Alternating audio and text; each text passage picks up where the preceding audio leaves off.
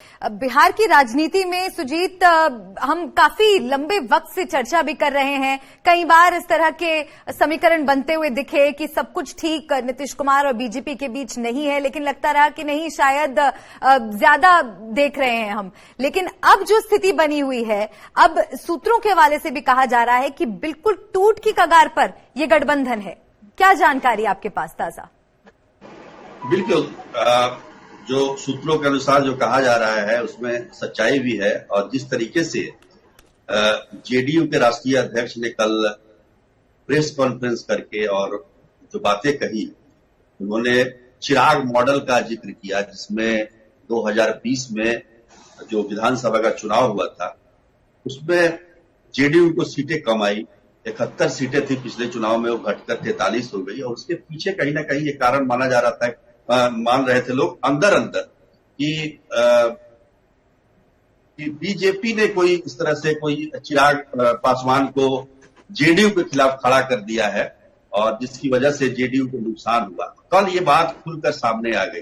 तो एक कारण जो होता है, एक कारण किसी पार्टी को, किसी गठबंधन को तोड़ने का एक कारण जो अभी तक समझ में नहीं आ रहा था, वो कारण जेडीयू ने ढूंढ लिया है। राष्ट्रीय अध्यक्ष ने भले ही 1.5 साल से भी ज्यादा वक्त गुजर गए विधानसभा चुनाव के, और उसके बाद उन्होंने ये स्वीकार किया कि उनके खिलाफ षड्यंत्र हुआ है और जिसकी वजह से उनकी सीटें कम हुई है, उनका जनाधार कम नहीं हुआ है। तो ये कारण आना एक बहुत बड़ा संकेत है इस बात का कि जेडीयू और बीजेपी के रिश्ते अब खत्म हो रहे हैं। और जिस तरीके की गतिविधियां चल रही है, नीतीश कुमार पिछले कुछ महीनों से आप देखिएगा तो वो बीजेपी के नेताओं से नहीं मिल रहे हैं। एक धर्मेंद्र प्रधान बीच में 2 बार जरूर मिले नीतीश कुमार से, और उन्होंने अपने जो बातें कही, जो ग्रीवांसेस से कही, वो शायद माना नहीं गया। एक तो ये भी कारण बताया जा रहा है कि उपराष्ट्रपति भी बनना चाहते थे नीतीश कुमार, लेकिन बीजेपी ने उनको मौका नहीं दिया। एक कारण ये भी है इसका, नाराजगी का। तो नीतीश कुमार को तो पिछले वर्षों से आप देखिए तो ऐसा है कि इधर जाए उधर सरकार।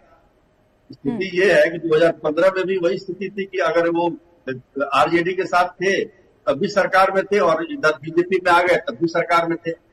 आज भी वही स्थिति है कि वो बीजेपी के साथ है, अगर आरजेडी के साथ चले गए तो सरकार बन जाएगी। तो कांग्रेस के अध्यक्ष सोनिया गांधी से जो बातचीत हुई है उनकी, उसके पीछे भी यही वजह है कि कांग्रेस का समर्थन भी जरूरी है। पिछली बार आपने देखा होगा कि महागठबंधन की सरकार जब 2015 में बनी थी, हालांकि वो चुनाव जीतने के बाद बनी थी, और लेकिन इस बार उन्होंने पहले से तैयारी कर ली है और वो उन्होंने कांग्रेस से भी बात कर ली है। और सारे जितने भी राजनीतिक दल हैं, सारे राजनीतिक दलों ने अपने विधायकों, सांसदों की बैठक बुलाई है। जेडीयू ने कल बैठक बुलाई है। कांग्रेस विधायक दल की बैठक आज शाम में है। हालांकि कांग्रेस का जो भी निर्णय होगा वो तो श्रीमती सोनिया गांधी करेंगी। इसी प्रकार से आरजेडी ने अपने सारे विधायकों को कहा है कि आप कहीं पटना छोड़कर ना जाए। तो गतिविधियां काफी तेज है और निश्चित तौर पर ये दिशा उसी की तरफ है कि सरकार जो है वो पाला बदलने वाली है। सरकार गिरने वाली नहीं है, पाला बदलने वाली है। इधर की सरकार उधर चली जाएगी।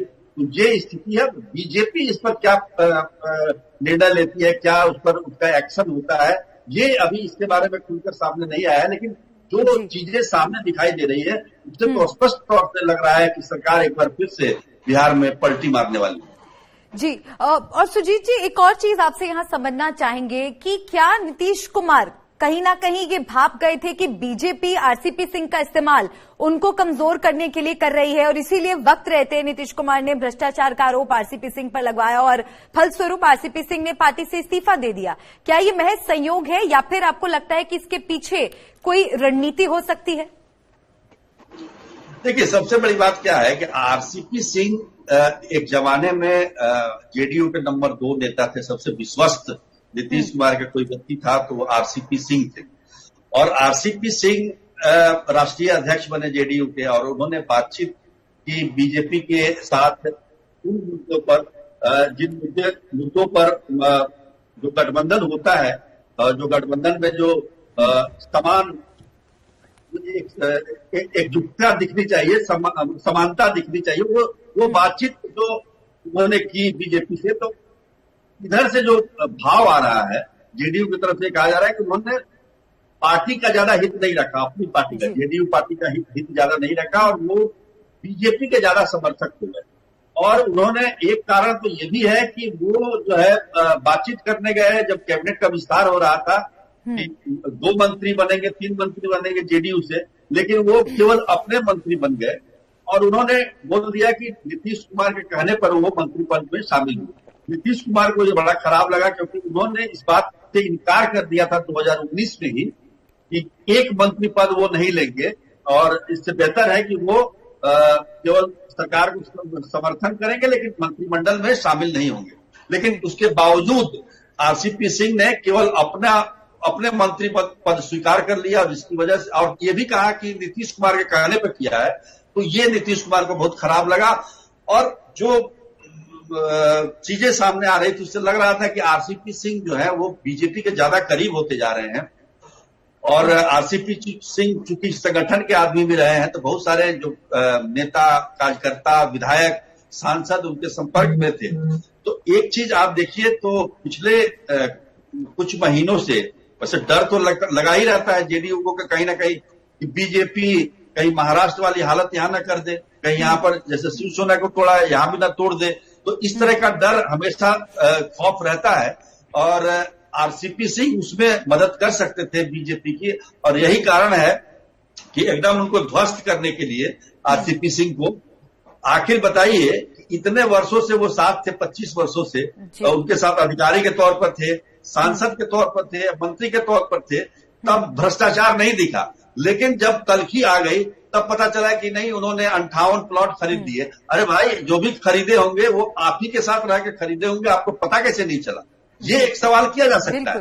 लेकिन सवाल यहां पर ये नहीं है, सवाल ये है कि जेडीयू को एक तरीके से आज का जो बीजेपी है, आज का जो बीजेपी की सोच है, उससे भय लगता है। पहले वाले बीजेपी से नहीं भय था, लेकिन आज के बीजेपी से भय है कि कहीं उनकी पार्टी को खत्म न कर दे।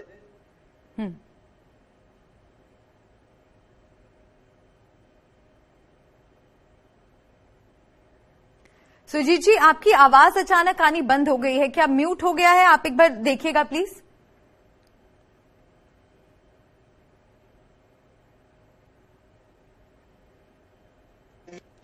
मतभेद नहीं है, मगर स्थिति यह है कि एक तरह से इस्तेमाल किया गया इसका, हम कह सकते हैं कि आरसीपी सिंह का एक ठिकरा फोड़ने का, और उसके बाद से कहीं ना कहीं एक आग तो जलनी चाहिए ना, कहीं धुआं तो निकलना चाहिए, वो धुआं के तौर पर इस्तेमाल किया गया आरसीपी सिंह।